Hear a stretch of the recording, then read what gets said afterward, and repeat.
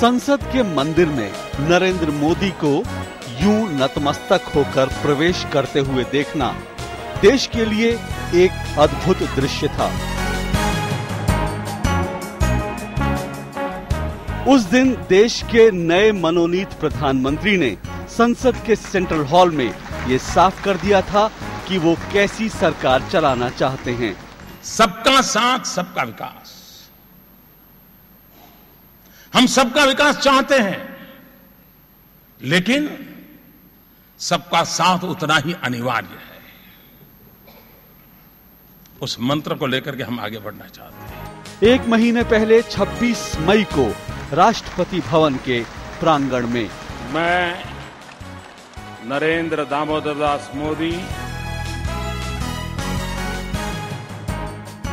देश के नए प्रधानमंत्री का ये शपथ ग्रहण समारोह ऐतिहासिक था। पहली बार भारत के प्रधानमंत्री के शपथ ग्रहण समारोह में पाकिस्तान सहित सभी सार्क देशों के प्रमुखों को आमंत्रित किया गया। राजनीति के जानकारों ने कूटनीति के इस मोर्चे पर इसे नए प्रधानमंत्री का मास्टर स्ट्रोक कहा। आम लोगों को इस पहल के फायदे तब दिखाई दिए जब पाकिस्तान और श्रीलंका ने वहां की जेलों में बंद भारतीय मछुआरों को रिहा करने का एक बड़ा फैसला लिया।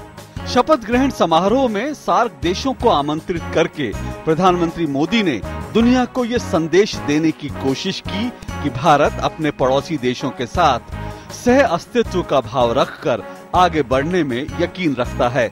इसी सोच को आगे बढ़ाते हुए प्रधानमंत्री ने अपने पहले विदेश दौरे के लिए भूटान को चुना। यूं तो भूटान भारत का पुराना सहयोगी देश है, लेकिन नरेंद्र मोदी ने अपनी यात्रा के दौरान भूटान की संसद को संबोधित करते हुए न सिर्फ भारत और भूटान बल्कि इस पूरे क्षेत्र के विकास के लिए इस दोस्ती को मजबूत बनाने की जरूरत पर जोर दिया।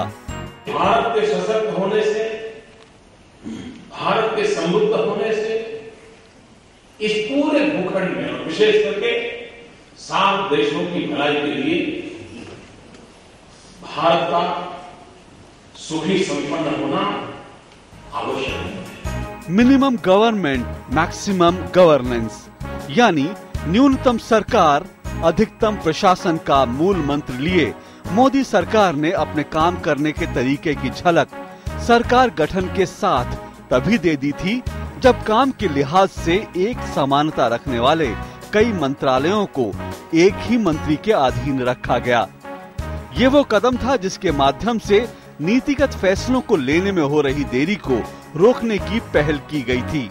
नरेंद्र मोदी सरकार ने देश की जनता को अपने मजबूत इरादे तब जाहिर किए जब पहली ही कैबिनेट बैठक में पहला फैसला काले धन पर लगाम लगाने के लिए लिया गया।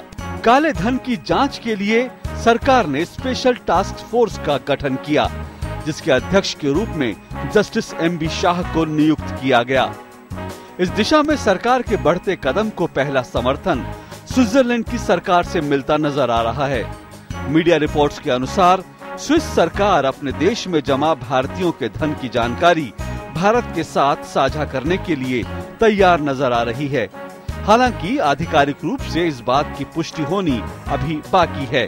प्रधानमंत्री नरेंद्र मोदी ने सत्ता संभालते ही सरकार की प्राथमिकता तय कर दी, जिसके तहत 10 सूत्रीय एजेंडे का एक फॉर्मूला दिया गया, जिसमें सबसे पहला मंत्र है आर्थिक गति के अवरोधों को दूर करने का और शिक्षा, ऊर्जा और पानी के मसलों को प्राथमिकता देने का। मोदी सरकार ने तेज गति से काम करने और प्रशासन को चुस्त दुरुस्त बनाने के लिए नौकरशाही में भरोसा जगाने की जरूरत महसूस की और इसी मकसद से प्रधानमंत्री ने सभी सचिवों के साथ एक बैठक की।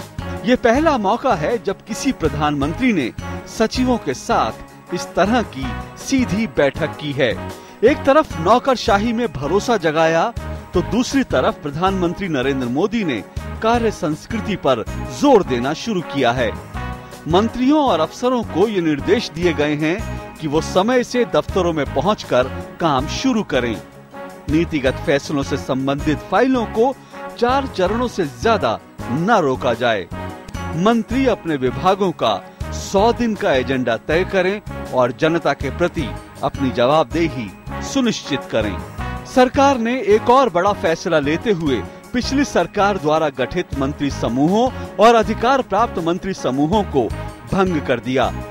इस फैसले के माध्यम से सरकार ने उस परंपरा को खत्म करने की कोशिश की जिसके कारण फैसलों को लेने में देरी हो रही थी।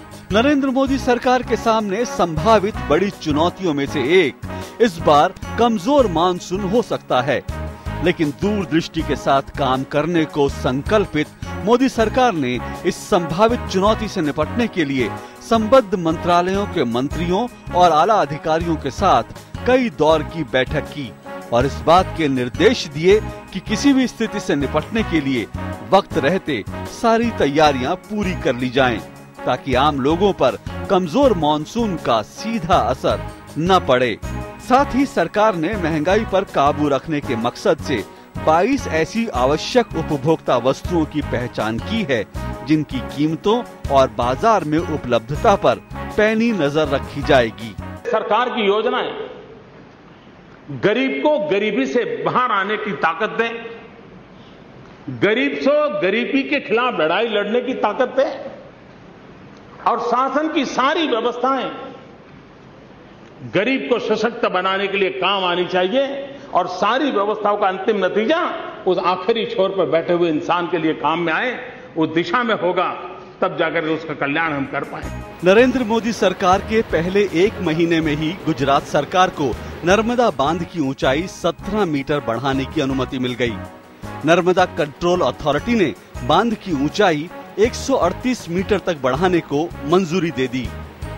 इस फैसले से बांध से 40% अतिरिक्त बिजली उत्पादन होगा और साथ ही करीब 6.5 लाख हेक्टेयर अतिरिक्त इलाके को सिंचाई की उपलब्धता बढ़ जाएगी।